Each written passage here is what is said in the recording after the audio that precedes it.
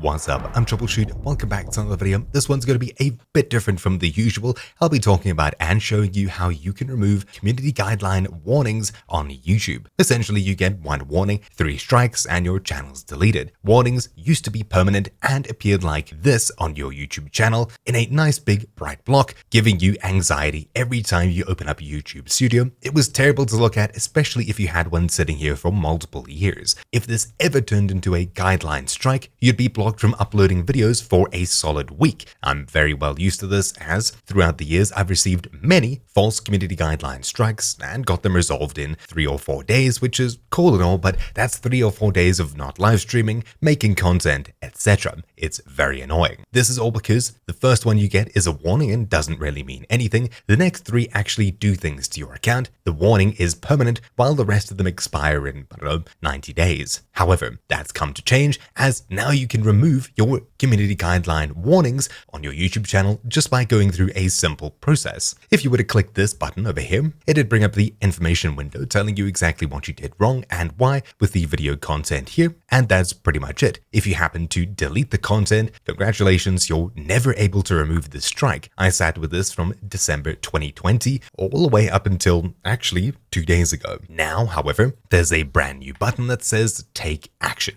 If you were to click this, it'll pop up a brand new window talking about reviewing an issue. For this, it'll tell you how it impacts your channel, visibility of said video, and monetization for said video. Obviously, that video was deleted a while ago, so it doesn't really mean anything. I shouldn't have deleted it, as I could have appealed it and likely got the warning removed, but because I was stupid, I deleted it and my channel was permanently tainted with this until now. If you were to click Begin Review in the bottom right, you'll be taken across to this page here, asking you to read whatever policy was broken. In my case, harmful or dangerous content. Essentially, the video showed you how to download videos, not even from YouTube. Anyways, after reading the policy and learning about how the policy works, you'll click Next and it'll give you information on taking action. Here, you'll be given the ability to appeal the decision and essentially say, this is a false warning, please remove it, and assuming they do, hey, the warning's gone. But if that fails and contacting them through Twitter, etc. doesn't work, you can now do the policy training where it'll expire after 90 days and go back to not being anything on your channel. Simply click Take Training, you'll complete 7 questions, and in 90 days, the warning will be removed. If you violate the policy again, you'll get a strike, and of course, if you violate a different policy, you'll get a warning. Simple enough, and you can still appeal later on if you choose to do that later and just start this whole process now. If you click Take Training, it'll take you across to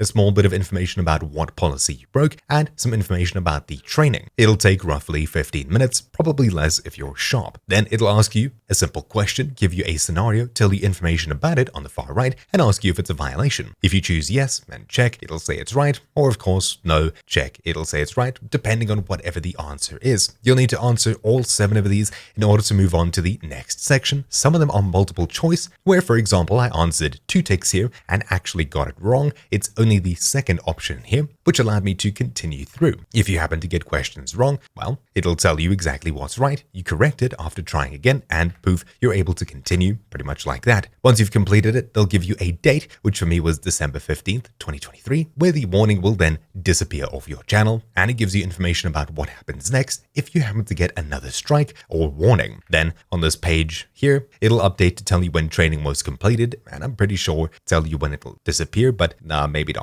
Anyways, you can add 90 days and poof, you get the day that it's removed. This is a brilliant idea for YouTube, and I really wish this came in earlier, as I wouldn't have to sit with this very annoying violation banner on my channel with absolutely nothing you can do about it. If you receive a false guideline strike, bam, you cannot upload or do anything for a week. That's it. Now at least, if I were to get another false strike, I'd be able to fight it, and I'd still be able to upload and work in the interim. This is a brilliant idea, and thank you so much, YouTube. That being said, I'm pretty sure I was one of the first people to do this, as this day that I did this here, September 16th, I think was the first day that this policy was enacted. I remember seeing, I think, a video on the YouTube themselves, the YouTube channel or YouTube creators, something like that. It was brought in on that day, at least I think. And as far as I understand, December 15th was the day that the first batch of guideline warnings were removed for those who completed the training as soon as possible, including me. Just like that, I no longer have that warning up here, and I don't get anxiety every time I open up my channel,